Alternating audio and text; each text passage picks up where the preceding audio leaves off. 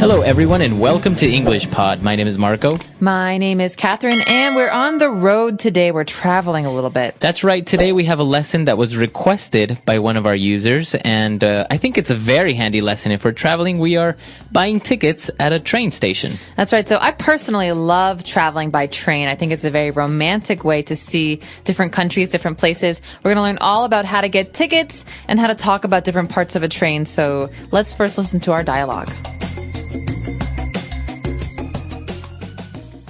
Vocabulary. Platform. Ticket booth, ticket counter. Timetable, schedule. Arrival. Departure. Conductor. Passenger. Station master. Announcement. Loudspeaker. Track number. Waiting area. Baggage, luggage. Suitcase. Ticket machine. Ticket inspector. Express train. Local train. First class, second class. Reservation. Train pass. One-way ticket. Round-trip ticket. Delayed. On time. Cancelled. Final call. Boarding. Transfer. Connecting train. Hi, I would like to purchase a one-way ticket to Brussels, please. Certainly, sir. This is our train schedule. We have an express train departing every morning and an overnight train that departs at 9 p.m. How long does it take to get there? About 12 hours. We currently have tickets available only for first class on the express train. If you'd like, you can choose a sleeper on the overnight train, which is a bit less expensive. Yeah, I think that's the best option. Do you serve food on a train? 12 hours is such a long time. Yes, of course. There is a dining car towards the end of the train where they serve meals at all times. We do provide complimentary water and coffee for all of our passengers. Great, I'll take it. Here you are, sir. Your train leaves from platform number 9 at 9 on the dot. Remember to be here at least 30 minutes before your scheduled departure time, or else you might miss your train. I understand. Thank you very much. Have a great trip. All right, we're back. So now we're going to take a look at a couple of words that we've picked out for you on Language Takeaway. Language takeaway. So there are many different kinds of tickets you can purchase, you can buy for your train journey. The first kind we're going to talk about is maybe the fastest. This is called an express train. That's right. So as the name says, it's an express train. That means it's a very fast train. And it depends because in different places, sometimes they call it the fast train, sometimes they call it an express train. But basically the idea is that it's a very fast train. And it's fast usually because it stops very few times.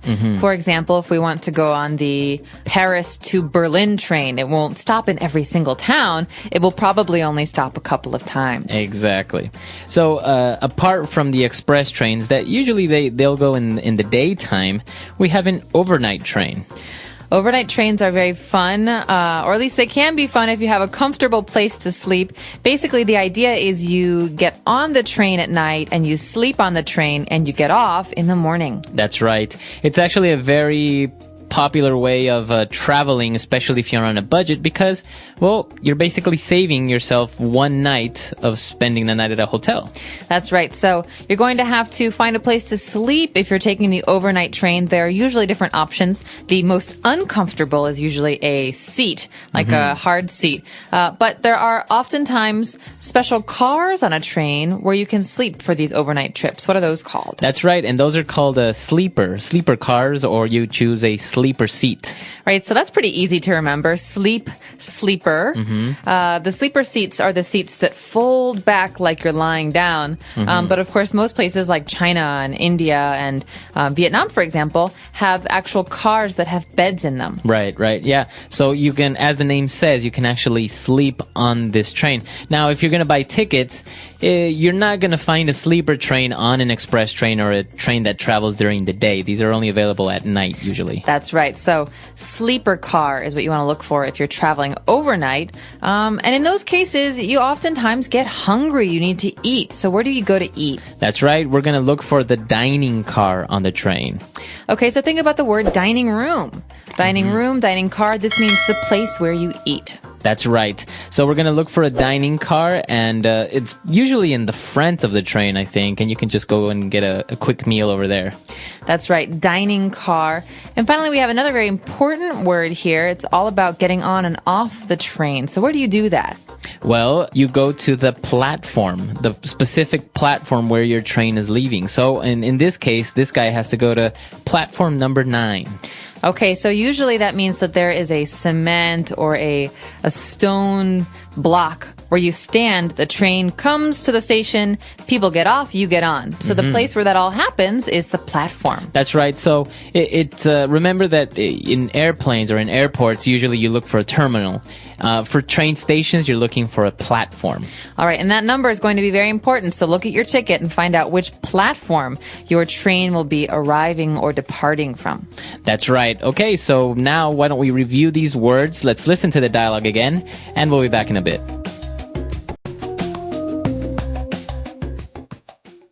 Useful expressions and phrases. Where can I buy a ticket? How much is a one-way ticket to London?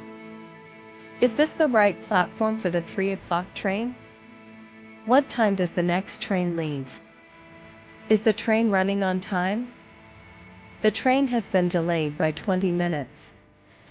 Final call for the train to Paris on platform 5. Can I get a refund if the train is cancelled? I need to change trains at the next station. Do I need a seat reservation? Could you help me with my luggage? Is there a direct train to Berlin?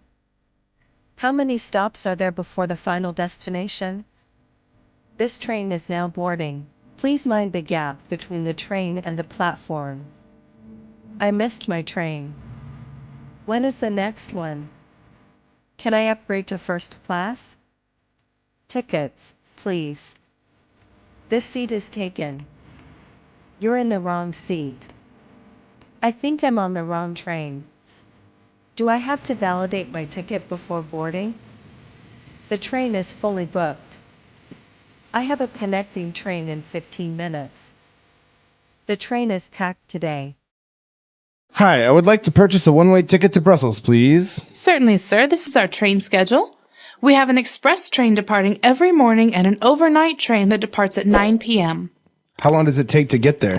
About 12 hours. We currently have tickets available only for first class on the express train. If you'd like, you can choose a sleeper on the overnight train, which is a bit less expensive. Yeah, I think that's the best option. Do you serve food on a train? 12 hours is such a long time. Yes, of course. There is a dining car towards the end of the train where they serve meals at all times. We do provide complimentary water and coffee for all of our passengers. Great, I'll take it. Here you are, sir. Your train leaves from platform number 9 at 9 on the dot.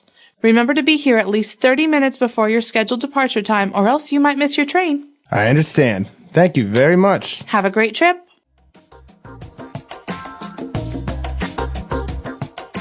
Okay, so we've got some really great phrases today on Fluency Builder. Not that many of them, but they're very useful. The first one is a kind of ticket you can buy. That's right. We're looking for a one-way ticket to Brussels. Okay, so a one-way ticket means you go to Brussels, but you don't come home. Maybe you have a flight later, or you have a car waiting for you. You don't need a return ticket on that train.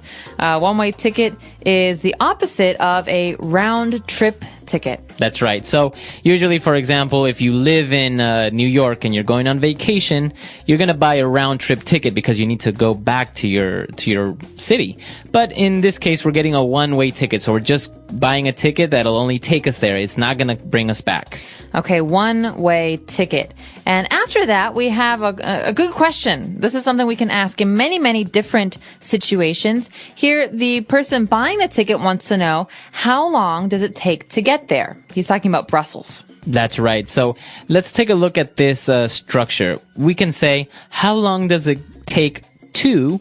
And then we can add another verb there. So, for example, we want to know the amount of time it is going to require.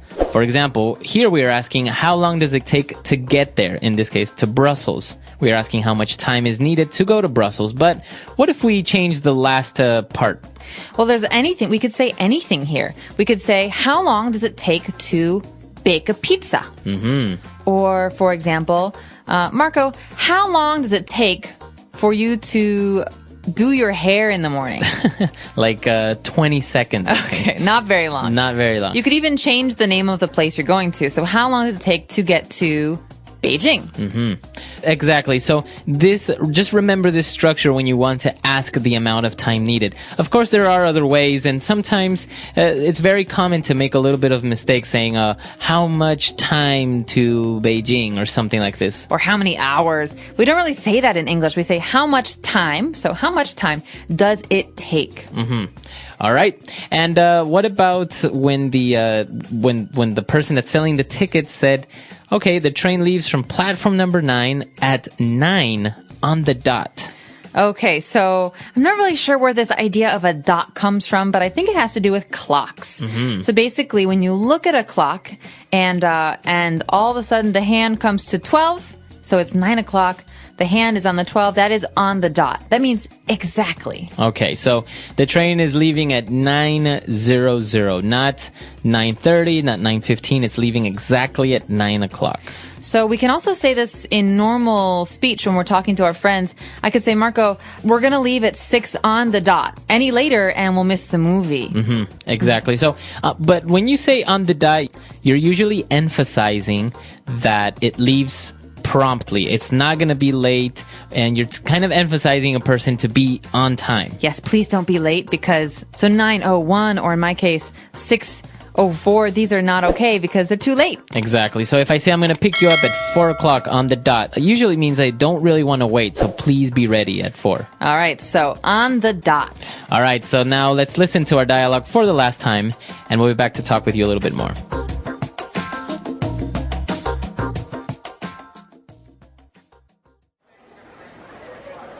Hi, I would like to purchase a one-way ticket to Brussels, please. Certainly, sir. This is our train schedule.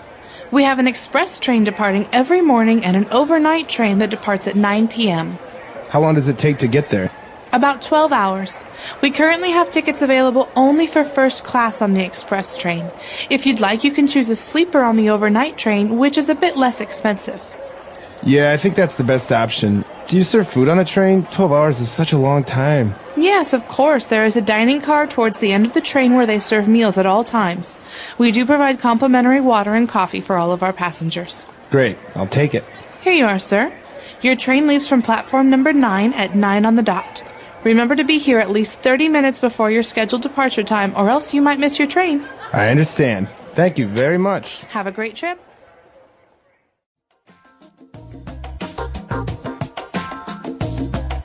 All right, so you mentioned you really like to travel on trains. I do. Why is that? Well, I like that trains are kind of slow. So when many trains are slow. Some trains, as we said, like express trains are faster. But if you're traveling in a new place, it's a wonderful way to see the country. Because maybe you're going from one city to another city. Well, it's nice to see what's in between cities. Exactly. And so that's why I like to be on trains. I actually also really enjoy taking the overnight trains because I sometimes get a little bit uncomfortable if I travel for too long, for example, on an airplane or a car. So if I fall asleep and I wake up where I wanted to go, it's really nice. Well, and I think it's nice also to be kind of rolled asleep, lulled asleep Exactly. by the train. Have you had any very memorable train experiences? Traveling around, I have met some interesting people, and actually they, local people, so they start talking to you and really curious because obviously you're a foreigner in their country and try to get to know you and maybe even give you a little bit of advice. And if you don't speak the language, it's even a little bit more interesting because you're trying to communicate and you pick up a lot of words. That's true. I actually heard some really interesting stories from people who took the Trans-Siberian Railway from Beijing to Moscow. They said the more vodka you drink, the more foreign languages you speak. So I don't know if any of our users have done that. You guys should let us know if you have any fun train travel experiences. I know Marco certainly has some. I've got some of my own. So now more information about this podcast. Train systems in developing countries and overview. 1. India. India has one of the largest railway networks in the world, known as Indian Railways. Trains are a major mode of transportation for millions of people every day. Affordable ticket prices. Sleeper class general class AC coaches. Long distance and local trains. Online booking available, IRCTC website. Often crowded but reliable for travel across cities and villages. 2. Pakistan. Pakistan Railways is a government-run service connecting major cities. Slower and less modern than India's system. Long delays are common. Economy and AC classes available. Major routes: Karachi, Lahore, Lahore, Islamabad, etc.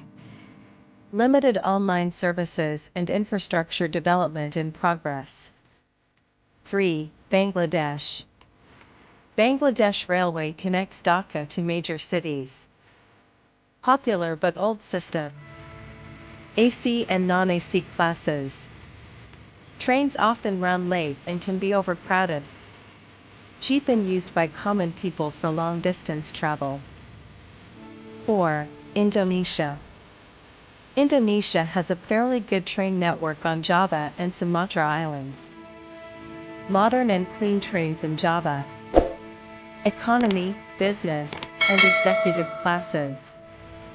Online booking apps available. KAI, Kereta API Indonesia, is the official train company. High-speed rail, Jakarta Bandung, was recently launched. 5. Malaysia. Malaysia has a reliable and modern train system. KTM commuter and ETS, electric train service, are common. Connects major cities like Kuala Lumpur, Penang, and Ipoh. Comfortable, air-conditioned, with modern stations. High-speed train to Singapore is under planning, good for tourists and daily commuters. 6. African countries. Train systems vary widely in Africa. Some countries have old colonial-era systems, while others are building modern railways. Egypt and South Africa have more developed systems. Kenya has a modern standard gauge railway, SGR, between Mombasa and Nairobi. Nigeria, Ghana, Ethiopia are improving rail services. Often limited routes, slow trains, and infrastructure challenges in rural areas. 7. South America. Trains are not the main mode of transport in most South American countries. Argentina has some train lines in Buenos Aires and nearby provinces. Brazil has few passenger trains, mostly for tourists, e.g. Curitiba or Eats. Peru has scenic trains like the one to Machu Picchu.